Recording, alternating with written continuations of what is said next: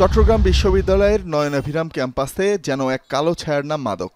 দক্ষিণের এই স্বনামধন্য শিক্ষা প্রতিষ্ঠানের হল, ঝুপড়ি বা পাহাড়ের দুর্গম স্থান ঘিরে মাদক সেবনের অভিযোগ বেশ পুরনো। বিশ্ববিদ্যালয় প্রশাসন এমন অর্ধশতাধিক স্থান চিহ্নিত করেছে যেখানে মাদক সেবন হয়, যেসবে জড়িত শিক্ষার্থীসহ বহিরাগত ও বিশ্ববিদ্যালয়ের কর্মকর্তা-কর্মচারীরা।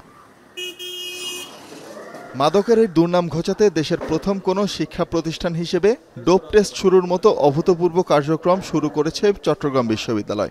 বৃহস্পতিবার সকালে বিশ্ববিদ্যালয়ের এফ রহমান হলের শিক্ষার্থীদের দিয়ে শুরু হয় এই কার্যক্রম। প্রথম দিন ৭১ জনের নাম তালিকায় থাকলেও পরীক্ষার কারণে উপস্থিত হতে পারেননি ৩০ শিক্ষার্থী। তবে পর্যায়ক্রমে আবাসিক, অনাবাসিক সহ সব শিক্ষার্থীকে বাধ্যতামূলক আসতে হবে এই কার্যক্রমের আওতায়। পরীক্ষার আওতায় আসবে কর্মকর্তা-কর্মচারীরাও।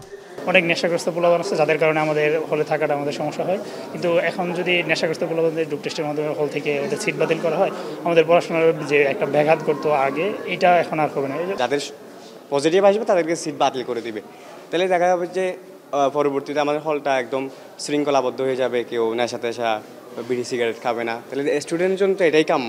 বিশ্ববিদ্যালয়কে অবশ্যই ধন্যবাদ জানাই। আমি প্রত্যাশা করব প্রশাসনের নিকট যে পরবর্তীতে অন্তত এই ধারাটা যেন অব্যাহত থাকে।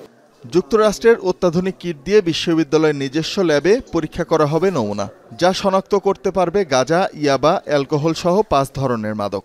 সরকারি হাসপাতাল থেকে ৩ গুণ কম খরচে এই পরীক্ষা করার সুযোগ মিলছে। টেকনিক্যাল সাপোর্টস এবং লজিস্টিক্স আমাদের নিজেদেরই আছে, সো এইটা আমরা ছাত্রদের জন্য কমাতে পেরেছি। এর বাইরেও কিছু খরচ বিশ্ববিদ্যালয়কে বহন করতে হবে, সাবসিডাইজ করতে হবে। আমরা সেটুকু করবার জন্য বিশ্ববিদ্যালয় রেডি আছে বলেই আমরা উদ্যোগটা এইভাবে হাতে নিয়েছি। ফলাফলে কোনো শিক্ষার্থীর শরীরে মাদক শনাক্ত হলে তাকে প্রাথমিকভাবে হল থেকে বহিষ্কার ও পরে কাউন্সিলিংয়ের আওতায় আনা হবে। এর মাধ্যমে হলগুলোতে মাদকের থাবা ও নৈরাজ্য যেমন কমে আসবে, তেমনি বিশ্ববিদ্যালয়েও নিশ্চিত হবে শিক্ষার সুন্দর পরিবেশ। চিটাগং বিশ্ববিদ্যালয়কে মাদক মুক্ত করার জন্য, সন্ত্রাস মুক্ত করার জন্য বিভিন্ন ব্যবস্থা নিচ্ছে। এটা হচ্ছে তারই একটা অন্যতম মাইল ফলক। টেস্টের আওতায় নিয়ে আসলে তো তারা তখন আর মাদক খেতে পারবে না। যদি চিহ্নিত হয় কেউ, তাকে আমরা সেরকম ছাত্র আমরা চাইব না। অন্যান্য যে সমস্ত সরকারি বেসরকারি বিশ্ববিদ্যালয় আছে, তারাও যদি তাদের ছাত্রদেরকে মাদকমুক্ত রাখতে চান এবং ছাত্রদের কল্যাণ চান, তারাও এটাকে অনুসরণ করবে বলে আমাদের বিশ্বাস।